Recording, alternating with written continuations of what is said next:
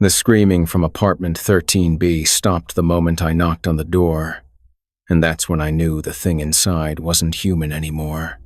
My name's Jake, and I deliver food to monsters for a living. Tonight's order? 3 pounds of raw human hair and a gallon of children's tears. The tip was going to be incredible if I survived long enough to collect it. Most people think food delivery is simple. Pick up food, drive to address, hand over bag, collect tip. But when your customers include vampires, demons, and things that shouldn't exist, let's just say the job description gets a little more complicated. I work for Nightmare Eats, the only delivery service brave enough to cater to the supernatural community. Our slogan? We deliver what others won't, because they're too scared to try. It started 6 months ago when I was desperate for cash. Student loans were crushing me, rent was overdue, and every normal delivery job had waiting lists longer than a Stephen King novel. Then I saw the Craigslist ad. Food delivery driver wanted. Unusual clientele, excellent pay. Must have strong stomach and flexible moral compass. No questions asked policy strictly enforced. The pay was 3 times what DoorDash offered, and that should have been my first red flag. The interview was in a basement office that smelled like sulfur and expired milk. The manager, a pale woman named Victoria who never blinked, handed me a laminated card without introduction. Company rules, she said. Memorize them, break them, and you're fired. Permanently. The card read, never look directly at the customer's face. Always knock 3 times, pause, then knock twice more. If the customer offers you food, decline politely. If you hear children laughing when there are no children present, leave immediately. Blood on the doormat is normal. Screaming from inside is expected. If the screaming stops when you arrive, proceed with extreme caution. That last rule was echoing in my head as I stood outside apartment 13B, holding a thermal bag that felt like it was moving. The hallway was dead silent now. No screaming, no movement, just the hum of fluorescent lights and my own heartbeat hammering against my ribs. I checked the order slip again. Mrs. Blackthorne, apartment 13B. Special dietary requirements. Handle with care. Do not open container. I knocked 3 times. Pause. Twice more. Just like the rules said, the door opened immediately. But no one was there, just darkness that seemed to breathe and the overwhelming stench of copper and decay. Come in, whispered a voice from somewhere deep inside the apartment. It sounded like autumn leaves being crushed underfoot. I've been waiting. I stepped inside, every instinct screaming at me to run. The apartment was bigger than it should have been, stretching back into shadows that the hallway lights couldn't touch. Candles flickered along the walls, casting dancing shapes that looked almost human. Almost. On the coffee table sat 3 other delivery bags from previous orders, all empty, all stained with something dark. In the kitchen, the voice called. I followed the sound, my footsteps echoing strangely in the too large space. The kitchen was a nightmare of hanging meats, bubbling pots, and jars filled with things that definitely weren't pickles. And there she was, Mrs. Blackthorne. She looked like someone's grandmother. If grandmothers had 6 arms and eyes that reflected light like a cat's. She was stirring something in a massive cauldron, humming a lullaby that made my teeth ache. "You're new," she said without looking up. Victoria finally found someone brave enough, or stupid enough, to take the night shift. I set the thermal bag on her counter, trying not to stare at the collection of teeth hanging from her ceiling. "Your order, ma'am. 3 pounds of." I checked the slip again, hoping I'd misread it. Human hair and 1 gallon of children's tears. She smiled, revealing teeth that were definitely not store-bought. "Fresh batch from my special recipe. The tears are for flavoring. Children's fears taste so much sweeter than adult despair. She opened the bag and inhaled deeply. Perfect. Young hair holds the essence of dreams so much better than old hair. You can taste the nightmares. My stomach churned, but I forced a smile. Rule number 7. Always maintain professional demeanor, no matter what the customer says or does. Will there be anything else tonight? Actually, yes. She ladled something thick and red into a smaller container. I need you to deliver this to apartment 7G. Mrs. Chen is expecting it. She's been quite hungry lately. She handed me the container, and I nearly dropped it when something inside thumped against the lid. Oh, and Jake? I froze. I hadn't told her my name. Yes, ma'am? Tell Mrs. Chen that the meat is extra fresh tonight. Still warm. Her 6 arms continued stirring while her eyes never left mine. And don't drop the container. What's inside doesn't like being disturbed. I practically ran to the elevator. The container clutched against my chest like a bomb. Something was definitely moving inside it. Something that felt angry. The elevator ride to the 7th floor felt like hours, punctuated by rhythmic thumping from whatever Mrs. Blackthorne had given me to deliver. Apartment 7G looked normal enough from the outside.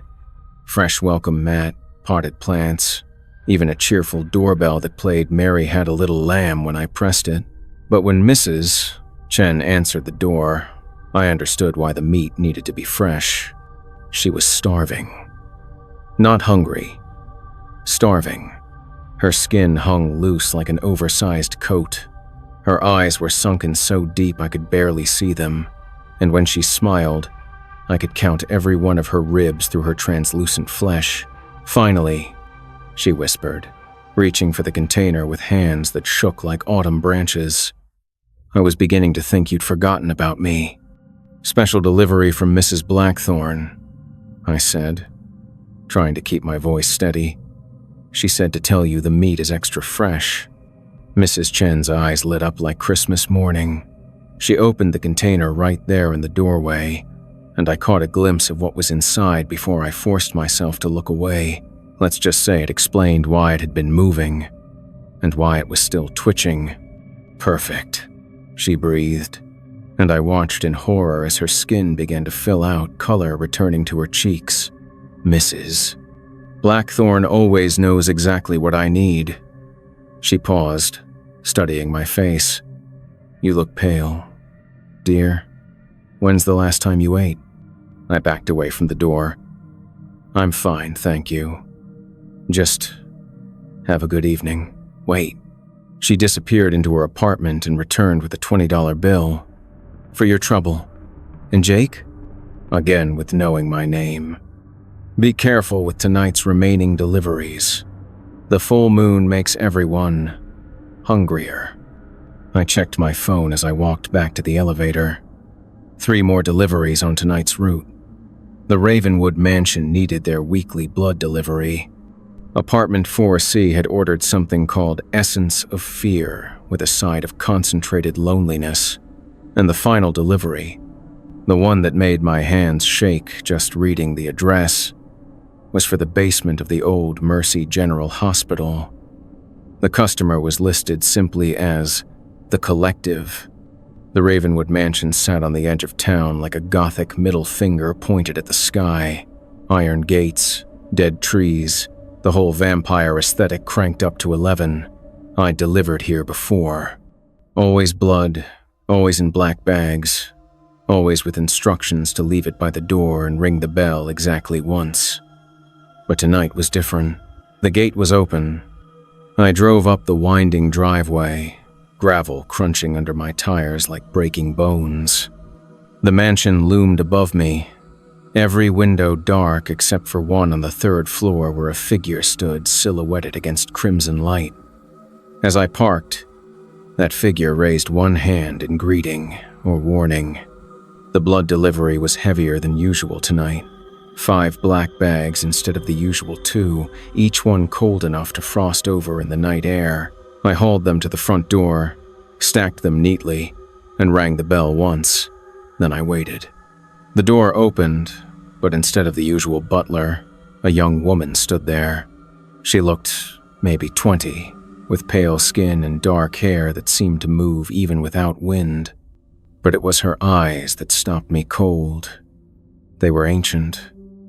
Older than the mansion, older than the city, maybe older than civilization itself. "You're not the usual delivery boy," she said, her voice carrying just a hint of an accent I couldn't place. "Where's Tommy?" "Tommy quit last week," I said, trying to sound casual. Something about wanting to keep all his blood on the inside. She laughed, a sound like silver bells in a graveyard. "Smart boy. Most people don't last long in this job." She gestured to the blood bags. 5 tonight instead of 2. Special occasion? "I just deliver what's ordered, ma'am." No questions asked. How refreshingly professional. She picked up one of the bags with one hand, as if it weighed nothing. "Tell me, Jake, do you ever wonder what happens to the things you deliver?" There it was again. My name. Not really my business to wonder, but surely you're curious. She opened the bag and breathed in deeply. "This is from Teenage Runaways. O negative. Perfect for tonight's gathering." She looked at me with those ancient eyes. "Would you like to meet the family?" Every rule I'd memorized screamed at me to say no, to get in my car and drive away. But there was something hypnotic about her voice, something that made my feet want to follow her into that dark mansion. I should probably get going. More deliveries tonight. "Of course." She stepped back into the shadows. "But Jake, when you deliver to the hospital basement tonight, remember that some things are hungry for more than just food." The door closed with a sound like a coffin lid slamming shut. Apartment 4C was in a complex that looked normal during the day but felt wrong at night. The kind of place where shadows moved independently and the hallway lights flickered in patterns that almost looked like Morse code. I carried the order up 3 flights of stairs. Essence of fear and concentrated loneliness, whatever the hell those were supposed to be. The customer was Mr. Graves, and when he opened the door, I understood why he needed to order those particular items. He was completely gray. Not just his hair, but his skin, his clothes, even his eyes. Like someone had drained all the color from him and left behind a living shadow. "Ah, the essence delivery," he said, his voice like wind through empty rooms. I was beginning to fade. He took the containers from me with hands that felt like cold mist. "Tell me, young man, what fears have you brought me tonight?" I checked the receipt. Fear of drowning and fear of being buried alive. And the loneliness is, existential grade according to the label. Excellent. He opened the first container, and I felt a chill run down my spine as something dark and writhing escaped into the air around him. Immediately, his gray skin began to gain just a hint of color. Fear of drowning is particularly potent, so primal, so pure. He opened the second container, and the hallway filled with the sound of distant screaming and burial fears. They taste like earth and desperation. I watched in fascination and horror as he consumed the contents of both containers, growing more solid and real with each swallow. When he opened the loneliness, the air around us became so heavy with sadness that I felt tears welling up in my eyes for no reason. "Much better," he said, now looking almost human. I was starting to fade into nothing. "Do you know what it's like to slowly disappear, Jake? To feel yourself becoming less real with each passing day?" "No, sir," I managed, wiping away tears I couldn't explain. "Pray you never do." He handed me a $50 bill. "The hospital delivery tonight. Be careful. The collective has been starving for weeks. They might try to recruit you." And with that cheerful warning, he closed the door, leaving me alone in a hallway that suddenly felt too long and too dark. The old Mercy General Hospital had been abandoned for 15 years, ever since the incident that killed 37 patients in a single night. The official report blamed a gas leak, but everyone in town knew better. Gas leaks don't leave scratch marks on the walls or burn symbols into the floor. Gas leaks don't make people disappear entirely, leaving only their clothes behind. I parked in the cracked parking lot, surrounded by weeds that grew in strange patterns. The hospital loomed above me, broken windows like dead eyes staring down at the city below. My final delivery was in the basement. Something called Unified Consciousness Supplement, for a customer listed as The Collective. The front entrance was chained shut, but Victoria had given me a key to the service entrance. The door opened with a screech that echoed through the empty corridors like a dying animal. Inside, the hospital still smelled like antiseptic and decay, a combination that made my nose burn and my eyes water. Emergency lighting cast everything in sick yellow shadows as I made my way through the maze of abandoned hallways. Gurneys sat where they'd been left 15 years ago, some still stained with things I didn't want to identify. Room doors hung open like screaming mouths, revealing glimpses of overturned furniture and medical equipment that looked more like torture devices. The elevator to the basement was the only one still working, its buttons glowing an eerie red in the darkness. I pressed B and felt my stomach drop as the elevator descended past sub-basement levels that shouldn't exist. Bone, B2, B3. The buttons kept lighting up as we went deeper and deeper underground. Finally, we stopped at B7. The doors opened onto a corridor that felt alive. The walls pulsed gently, like breathing, and the floor was soft under my feet. Warm. The delivery was for room B713, and as I walked deeper into the basement, I began to hear voices. Not individual voices, but a chorus speaking in perfect unison. "He comes," they said, the words echoing from every direction at once. "The delivery boy comes with our sustenance. We have been waiting. We have been hungry. We have been incomplete." Room B713 didn't have a door. Instead, there was an opening that dilated like an iris as I approached. The room beyond was circular, with no visible ceiling, just darkness stretching up forever.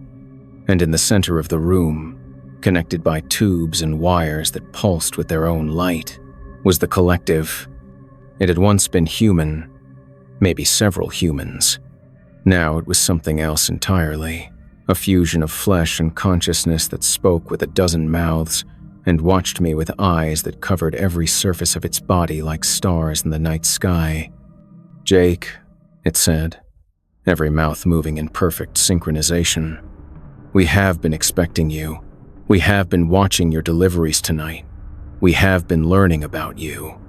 I set the thermal bag down at what I hoped was a safe distance. "Your Unified Consciousness Supplement," as ordered. "Yes," it breathed, reaching out with arms that branched and multiplied like tree limbs. "But we find ourselves craving something more tonight. Something fresher." The bag opened itself, and I watched in horror as the contents flowed out. Not food, but memories. Thoughts and experiences swirling in the air like visible smoke, absorbed into the Collective's writhing mass. But it wasn't enough. "We taste your memories through your fear," it said, growing larger as it fed. "Your first delivery to Mrs. Blackthorne.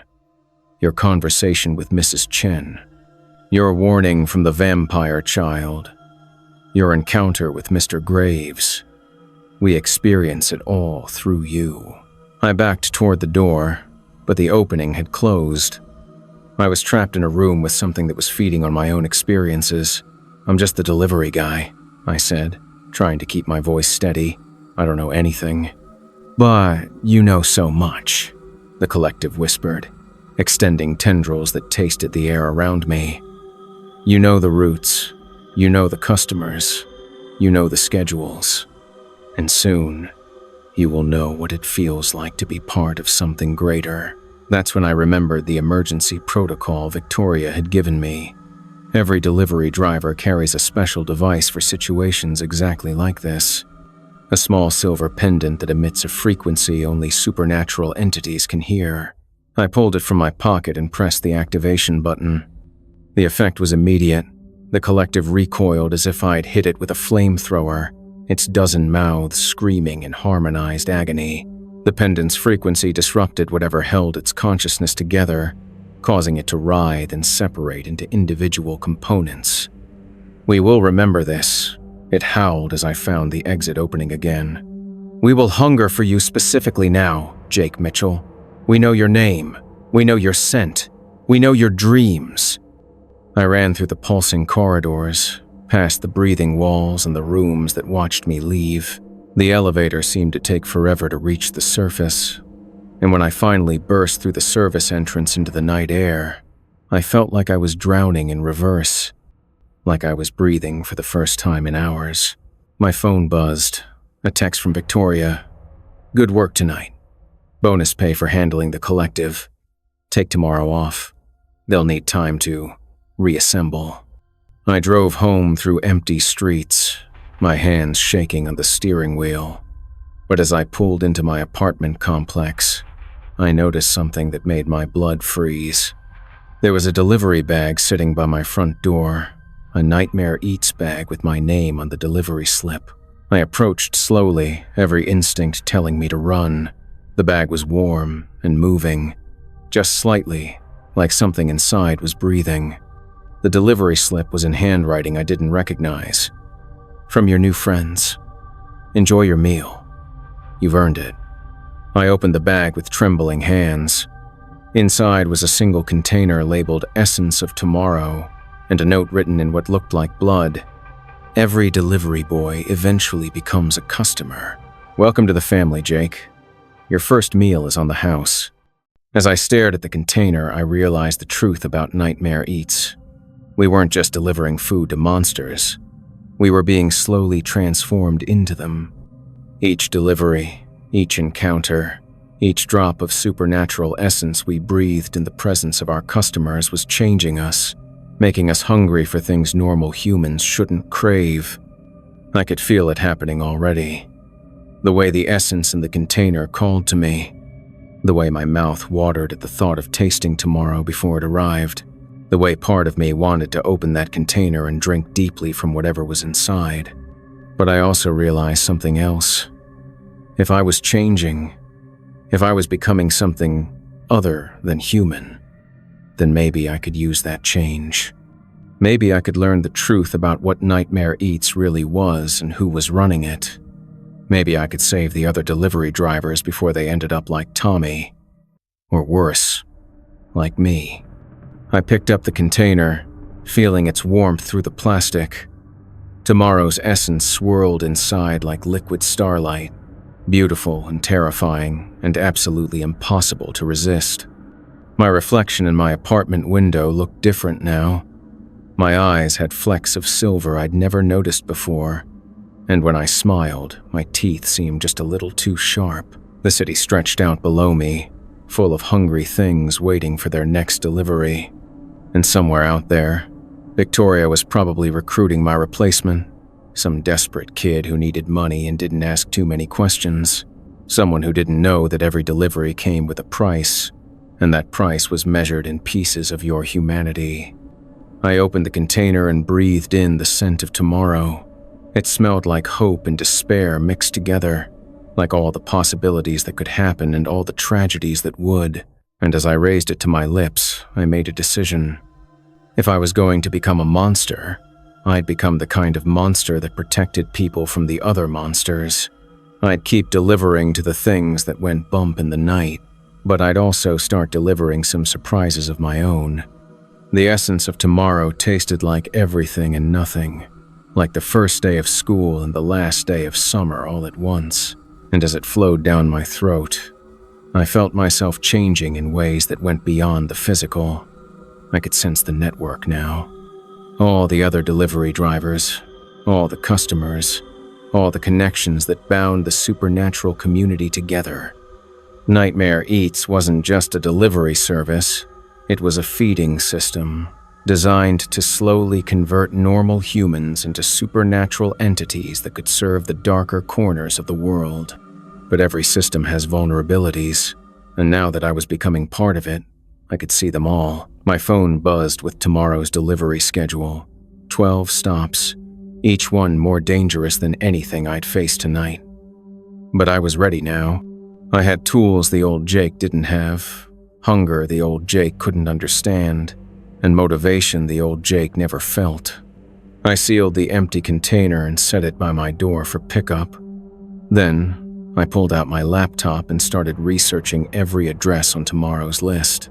If Nightmare Eats wanted to play games with human lives, then it was time someone played back. The monsters of this city had been feeding unopposed for too long, but now they had a delivery boy who knew their secrets, who could walk among them without triggering their defenses, who could deliver more than just food to their doorsteps. Tomorrow night, I'd start delivering justice. And trust me, that's one order that always arrives hot and fresh. If you've made it this far into my story, then you're probably wondering if any of this is real. If there really are delivery services that cater to the supernatural, if there really are things out there feeding on human essence and fear, all I can tell you is this. The next time you see a delivery driver at your neighbor's door at 3 a.m., carrying a bag that seems to move on its own, maybe don't look too closely. Some things are better left unknown. And if you ever see a job posting for Nightmare Eats, offering triple the usual pay for unusual clientele, keep scrolling. Trust me on that one. The tip money isn't worth what it costs you in the end. But hey, if you enjoyed hearing about my supernatural delivery adventures, maybe hit that like button and let me know in the comments if you want to hear what happened on my next shift. Because believe me, it only gets weirder from here. The monsters are always hungry, the city never sleeps, and somewhere out there, Victoria's probably interviewing my replacement right now. Subscribe if you want to find out what I delivered to the Vampire Council meeting, or how I handled the order for concentrated childhood innocence that had to be delivered to the thing living in the abandoned amusement park, because in this line of work, every night brings new horrors, and I'm just getting started. The delivery never ends, the hunger never stops, and neither do the stories.